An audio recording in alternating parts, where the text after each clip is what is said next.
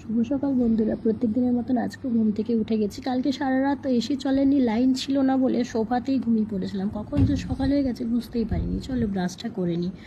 আজকেও মেয়ের স্কুল আছে, ব্রাশ করা কমপ্লিট হয়ে গেছে।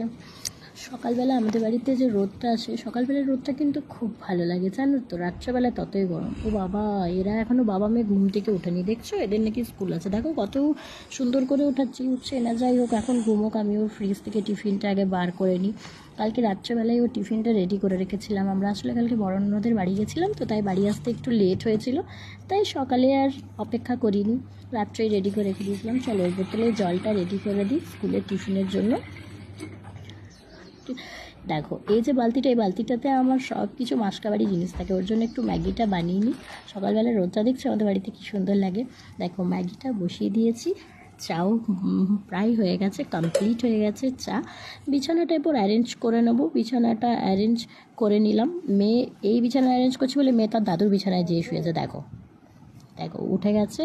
মেয়েকে উঠিয়ে দিয়েছি, মেয়েকে রেডিও করে দিয়েছি। মেয়ের বাবাও রেডি হয়ে গেছে।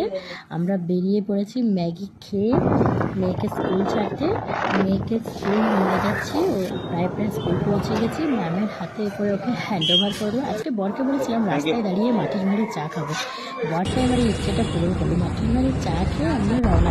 গুড মর্নিং বন্ধুরা, প্রত্যেক দিনের মতন আজকেও চলে এসেছি। তবে আজকের দিনটা একটু স্পেশাল। প্রত্যেক দিনের মতন আজকে একটু চুলটা বেঁধে নিলাম। কেন বলো তো? চলো, ঘুম থেকে উঠে গেছি, মুখটা একটু ধুয়ে নিই। মুখটা প্রায় ধোয়া কমপ্লিট হয়ে গেছে। আমার মেয়ে বলছে তোমার মুখ ধোয়া হয়ে গেছে। আমার মেয়েকেও ঘুম থেকে তুলে নিয়েছি। কেন স্পেশাল বলো তো আজকে দিনটা? কারণ কি আজকে আমার মেয়ে ফার্স্ট ওর পছন্দের স্কুলে যাবে। ও যে স্কুলে চেয়েছিল সেই স্কুলে অ্যাডমিশন হয়ে গেছে। আমারও খুব খুশি। চলো ওর জন্য আমি একটু লাঞ্চ তৈরি করে নিই। কালকে বেসন আর পেঁয়াজগুলো রেখেছিলাম, ব্রেডগুলো কেটে রেখেছিলাম, সেগুলো লাঞ্চে দেবো। দেখো কি সুন্দর ব্রেড দিয়ে তৈরি করে দিয়েছি, বেসন দিয়ে। এটা ওর খুব ফেভারিট লাঞ্চ, তাই আজকে লাঞ্চে ওকে এটাই দিয়েছি। চলো ওর ব্যাগটা একটু রেডি করে নিই। ব্যাগে টিফিনটাও ভরে দিলাম, জল ভরে দেবো। ওর পছন্দের টিফিন, পছন্দের বোতল, পছন্দের ব্যাগ, সবটাই বলতে পারো ওর পছন্দের। যাই হোক, চলো রেডি হয়ে গেছে আমিও, মেয়েও রেডি হয়ে গেছে।